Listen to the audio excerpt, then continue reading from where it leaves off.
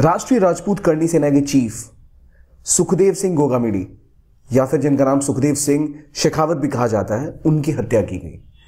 उनके घर में शूटर्स आए, उनके साथ सोफे में बैठे जो आपको यहाँ दिख रहे हैं, उनमें से एक व्यक्ति खड़ा हुआ, लगातार गोलियां उन पर दागी और उनकी हत्या कर दी। सिर्फ इतना ही नहीं, इनके साथ एक व्यक्ति बैठे हुए थे, इनके ऊपर भी गोलियां चलाई और जब यहाँ से भागने लग गए तो बाहर जाकर एक स्कूटी और एक बाइक सवार के ऊपर तक गोलियां चला दी, उनकी फिर गाड़ी में चढ़कर चले गए। और ये हुआ दिन दहाड़े। कहाँ? तो राजस्थान के जयपुर में। एक इतनी इंपॉर्टेंट सिटी, एक इंपॉर्टेंट प्लेस, लैंडमार्क सिटी, दुनिया भर के टूरिस्ट और लोग यहाँ आते जाते हैं, राजस्थान का सबसे इंपॉर्टेंट शहर, और वहाँ ऐसा कुछ हो जाता है। और ये चीज़ होने के बाद पूरा शहर स्तब्ध है। और राजस्थान में हाल में ही चुनाव हुए हैं, इस बार बीजेपी की सरकार वहाँ बन रही है, और उसके बाद ऐसा होना दिखाता है कि लॉ एंड एडमिनिस्ट्रेशन का क्या हाल राजस्थान में हो गया है। और गोगामेडी की हत्या के पीछे कई ग्रुप भी सामने आए हैं। कभी कुछ मीडिया रिपोर्ट्स के हिसाब से लॉरेंस बिश्नोई ग्रुप ने इसकी जिम्मेदारी ली है, कुछ के हिसाब से गोल्डी ब्रार जो गैंगस्टर ग्रुप है उन्होंने लिया है। तो अलग अलग लोगों ने इसकी जिम्मेदारियां भी ले ली हैं। लेकिन ये मुद्दा क्या है और कौन थे सुखदेव सिंह गोगामेडी, इनके बारे में जानते हैं। देखो, ये सारी इनकी किलिंग जो हुई है तो सीसीटीवी पे रिकॉर्डेड है, आप देख भी सकते हैं।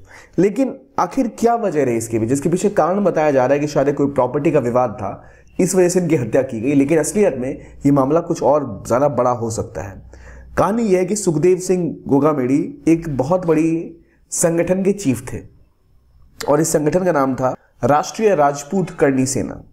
अब करनी सेना का नाम आपने जरूर सुना होगा, नहीं सुना तो बताना चाहूंगा। राष्ट्रीय राजपूत करनी सेना काफी ज्यादा कुख्यात भी कुछ चीजों को लेकर रही है। इनकी कई डिमांड्स रही हैं और सबसे पॉपुलर जब ये हुए तब हुए थे, एक मूवी आई थी पद्मावत, और पद्मावत के डायरेक्टर जो थे भंसाली, उनको थप्पड़ मारने तक का काम इन्हीं संगठन के लोगों ने किया था। इस संगठन का बार बार ये आरोप था कि ये जो मूवी बन रही है, संजय लीला भंसाली अपने फिल्म बनाते समय राजपूतों की हिस्ट्री को डिस्टॉर्ट कर रहे हैं, सही हिस्ट्री नहीं दिखा रहे, उनको सबक सिखाना जरूरी है।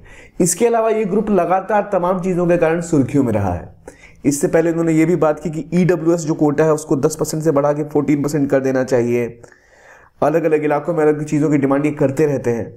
और जो इनके चीफ थे गोगामेडी, इनकी बात ये भी थी कि ये गोगामेडी, इनको लेकर विवाद ये भी रहा है कि काफ़ी बार सुर्खियों में आकर इन्होंने सामने आकर कई चीज़ों के बारे में बोला है जिसको लेकर विवाद रहा। अब जिन्होंने इनकी हत्या की उनमें से एक व्यक्ति को पहचान लिया गया कि किसने हत्या की और अरेस्ट भी कर लिया गया है। पर अभी तक कहा जा रहा है कि राष्ट्रीय राजपूत करनी सेना के चीफ की हत्या जो की गई, ये प्रमुख विवाद था प्रॉपर्टी का विवाद, और इसी विवाद की वजह से इनकी हत्या हुई है।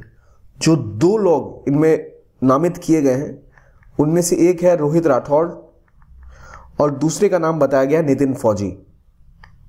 इनमें से नितिन फौजी शायद हरियाणा के रहने वाले हैं और रोहित राठौड़ वहीं के हैं, राजस्थान के ही। तो ये दो आरोपित हैं जिनके ऊपर कहा जाता है जिन्होंने गोलियां चलाई और जो गोलियां चला के फरार हुए। जब इनके ऊपर फायरिंग हो रही थी तब एक इनका एक सिक्योरिटी गार्ड भी था, उसने भी फायरिंग की। उनमें से एक व्यक्ति को चोटिल भी किया, उसको भी मारा था। लेकिन ये पूरी जो पॉलिटिक्स है इसमें राजपूत करनी सेना एक बहुत इंपॉर्टेंट रोल रखती है, क्योंकि राजस्थान का एक बड़ा वर्ग है राजपूतों का और इनकी वोट्स बहुत रेलेवेंट है इस पूरे के पूरे राज्य में। और एक बहुत रसूखदार और शक्तिशाली संगठन था ये करनी सेना। और पहले एक राष्ट्रीय करनी सेना अलग थी और ये राष्ट्रीय राजपूत करनी सेना अलग है, ये ध्यान रखिएगा। तो करनी सेना और राष्ट्रीय राजपूत करनी सेना लगातार राजपूतों के हक की बात करते रहे, राजपूत वर्ग के हक की बात करते रहे।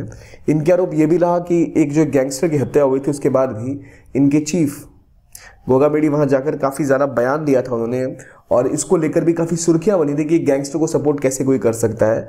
और लगातार ऐसी बयान देना किसी फिल्म के डायरेक्टर के खिलाफ और नेशनल मीडिया में आकर काफ़ी दिक्कत वाली बात थी। और इनकी पॉलिटिकल रसूख बहुत ज़्यादा था उस पूरे राज्य में। जो दो किलर्स आइडेंटिफाई किए गए उनके साथ मुद्दा ये बताया गया कि शायद प्रॉपर्टी का डिस्प्यूट था इसलिए इनको मारा गया। एक प्रॉपर्टी डीलर की भी हत्या हुई, में भी इसी पूरे केस में ये इन्वॉल्व थे। लेकिन मामला ये भी है कि जब इलेक्शंस हुए राजस्थान में उसके बाद ये लगातार कांग्रेस से टिकट भी मांग रहे थे। और इस बार जब इनकी हत्या हुई उससे पहले उन्होंने बोला था कि कांग्रेस इसलिए हार रही है क्योंकि वो सही लोगों को टिकट आवंटित नहीं कर रही है। और राजस्थान में कांग्रेस की हार होने के बाद भी बयान आया था। लेकिन एक चीज़ जो और महत्वपूर्ण है वो ये है कि इनकी मृत्यु के बाद ये पूरा का पूरा इलाका, इससे आज राजस्थान बंद की बात की गई है। उसके अलावा ये भी बात है कि अभी तक कहा जा रहा है बीजेपी की तरफ से कि अभी तक व्यवस्था गहलोत सरकार के पास थी, इसलिए उन्होंने सिक्योरिटी जानबूझ के कम कर दी। जबकि जो कांग्रेस पार्टी है उनका कहना है बीजेपी के इलेक्शन जीतने के बाद ही राजस्थान में अराजकता का लेवल ऐसा आ चुका है कि खुलेआम दिन दहाड़े लोगों को गोलियां मारी जा रही है, जो बहुत ही दिल दहला देने वाली खबर है। यहाँ पर ये भी मामला देखा जा रहा है कि जब लॉरेंस बिश्नोई गैंग और गोल्डी ब्रार जैसे इंटरनेशनल जो गैंगस्टर्स हैं ये इसमें जिम्मेदारी ले रहे हैं, तो रियलिटी ये है कि राजस्थान, पंजाब और हरियाणा के रीजन में कई ऐसे गैंग्स भी एक्टिव हैं और जिनमें इन गैंगों की वजह से, जैसे गोल्डी ब्रार गैंग हो गया या फिर लॉरेंस बिश्नोई गैंग हो गई, ये इस पूरे इलाके में इनका भी बहुत ज़्यादा प्रभुत्व है और राजस्थान पुलिस इनको खत्म करने में कामयाब नहीं हो पाई। और जब तक इन्हें खत्म नहीं किया जाएगा पूरे राजस्थान की हम सेफ्टी की हम कोई आश्वस्त नहीं हो सकते कि भाई वहाँ पे हर कोई सेफ है। अब जब सिक्योरिटी गार्ड होते हुए भी किसी को मार दिया जा सकता है, इतने बड़े लीडर को, जो खुद काफ़ी ज़्यादा कुख्यात है उनकी ऑर्गेनाइजेशन की कई हिंसात्मक कार्रवाई करने के लिए, तोड़फोड़ मचाने के लिए, तो नॉर्मली इनको देखा जाता था कि एक राजपूत के बहुत स्ट्रांग लीडर थे, महाराणा प्रताप के फॉलोअर, कांग्रेस की टिकट चाहते थे। इससे पहले बीएसपी की टिकट पे 2013 में इलेक्शन लड़े लेकिन हार गए। इस बार वो कांग्रेस से फाइट करना चाह रहे थे, कांग्रेस ने टिकट नहीं दी तो मुद्दा और थोड़े रुष्ट कांग्रेस से भी थे। और फिर ये हत्याना 50 साल की उम्र में और इतने बड़े लेवल पर नेशनल लेवल पे कवरेज मिली है इस घटना को, जो ज़रूरी भी है वो दिखाता है कि पुलिस की क्या क्या गैप्स है अपनी प्रिपरेशन में। भी इसका नतीजा ये हो सकता है कि शायद हमें कुछ और, अगर ये गैंग वॉर का हिस्सा है तो शायद कुछ और हमें हत्याएं देखने को ना मिले राजस्थान में। हम उम्मीद करते हैं ऐसा ना हो। लेकिन आगे बात करें इससे पहले की इन्फॉर्मेशन की, अगर आप यूपीएससी की तैयारी कर रहे हैं 2025 के लिए तो आपको क्या चाहिए? अफोर्डेबल क्लासेस जो आपको प्रिपेयर करे इस एग्जाम के लिए। क्या पढ़ना है, कैसे पढ़ना है, किन चीज़ों में फोकस करना है, किसको इग्नोर करना है, क्या सबसे रेलेवेंट चीज़ है, कहाँ पर आपका दिमाग सर्वाधिक लगना चाहिए, और एक ऐसा सिस्टम जो आपको मोटिवेट करे डेली पढ़ने के लिए कि आज इतनी क्लासेस चल रही हैं, कल इतना बाकी है, with in the time frame, with the best quality of classes, flexibility के साथ। और सबसे बड़ी बात, ऐसा नहीं कि आपकी जेब में सुराख हो जाए। अफोर्डेबल क्लासेस, लाखों की फीस नहीं, एक फीस जो आप अफोर्ड कर पाएं। तो 10,999 रुपए की फीस है जो बहुत ही अफोर्डेबल है, with the flexibility of online classes आपके लिए लेके आए हैं PW ओनली IAS। और ये आप ज्वाइन कर सकते हैं प्रिपरेशन को उड़ान देने के लिए, जहां आपको शेड्यूलिंग, टाइम टेबल, पढ़ने को लेकर इतना लंबा पीरियड जो आप गुजारेंगे पढ़ाई के क्षेत्र में प्रिपरेशन करते हुए, तो आपको ज़रूरत होगी अपने आप को बार बार एसेस करने की। कई डाउट्स आते हैं, कई दिक्कतें आती हैं, उन चीज़ों में सब में आपका पूरा सपोर्ट करेगा ये बैच। बेसिक से लेके कॉम्प्लेक्स लेवल तक हर चीज़ पढ़ाई जाएगी क्योंकि पूरा फाउंडेशन बैच है। और ये टाइटन और संकल्प 2 बैचेस हैं, इंग्लिश और हिंदी, इंग्लिश या इंग्लिश में। ये आप ज्वाइन करके आगे अपनी प्रिपरेशन को उड़ान जरूर दे सकते हैं। तो इसकी डिटेल्स आपको कमेंट सेक्शन में पिन मिल जाएगी लिंक, या फिर डिस्क्रिप्शन बॉक्स में लिंक मिल जाएगा, वहां से आप जाके इसे ज्वाइन करके इसके बारे में और जानकारी ले सकते हैं।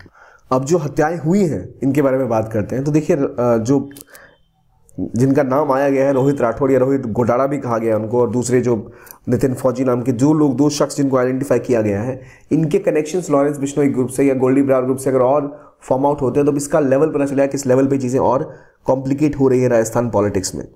और जिस व्यक्ति को मारा गया था, जो इनके साथ आया था, जो हमला बैक फायरिंग में मारा गया, उसका नाम नवीन सिंह शेखावत बताया जा रहा है कि नवीन सिंह शेखावत की हत्या को गोली मार दी गई, जो वहां पर हमला करने आया था और भाग रहा था। सिक्योरिटी मैंने बताया था इनके पास उपलब्ध थी, उन्होंने भी फायरिंग की थी। तो ये पूरा एक ऐसी सीन बनता जा रहा है जो एक बड़े लेवल पे, जहां जिसके बहुत सारे कनेक्शंस निकलेंगे और शायद कोई पॉलिटिकल कनेक्शंस भी इसके पीछे हो सकते हैं। हालांकि अलग अलग केसेस हैं, पर हमने देखा पंजाब में जो किलिंग्स हुई रिसेंटली, राजस्थान और हरियाणा, इस पूरे रीजन में कई सारे गैंग्स एक्टिव हैं जिनको जब तक खत्म नहीं किया जाएगा पूरा रीजन सेफ और सिक्योर नहीं हो सकता। पहले जो ऐसा ग्रुप हुआ करता था राष्ट्रीय करनी सेना, उसमें बदलाव हुआ, वो टूटा और फिर एक अलग ग्रुप बना था श्री राष्ट्रीय राजपूत करनी सेना, और उसके अध्यक्ष थे सुखदेव सिंह गोगामेडी। अब ये जो पहला ग्रुप था वो पहले न्यूज़ में आया था जब जोधा अकबर फिल्म 2008 के आसपास बनी थी, तब उसका विरोध उन्होंने किया था। तो उस समय से ही करनी सेना न्यूज़ में और विवादों में बनी हुई है। इन्होंने पॉलिटिकल प्रेजेंस अपनी बढ़ाई, एक बड़े वर्ग में, राजपूत वर्ग में इनका बहुत रसूख था। तो उस वर्ग का रिएक्शन अब क्या होगा ये भी देखने वाली बात होगी। और राजस्थान बंद का आह्वान किया जा चुका है, हर पॉलिटिकल नेता ने इसका खंडन किया है, और अब पुलिस का कहना है कि हम इसके ऊपर और कार्रवाई कर रहे हैं। लेकिन ये मामला सही है, सनसनीखेज है कि दोपहर में, भरी दोपहर में सिक्योरिटी गार्ड के साथ आकर किसी की हत्या ऐसे कैसे कर दी जा सकती है राजस्थान जैसे इलाके में। ये थी आज की न्यूज़। आप बताइए आपको क्या लगता है कि इस हत्या के पीछे क्या कारण हो सकते हैं? क्या आपको लगता है कि केवल ये एक प्रॉपर्टी का मामला है, या फिर कोई ऐसा मामला इससे छुपाया जा रहा है जो वहाँ के पॉलिटिशियन जैसा क्लेम कर रहे हैं, जो उनके सपोर्टर हैं जो क्लेम कर रहे हैं कि छुपाने की कोशिश है? तो ये थी आज की न्यूज़। देखने के लिए बहुत बहुत धन्यवाद। कीप ऑन वॉचिंग ज्ञान कोश and have a nice day.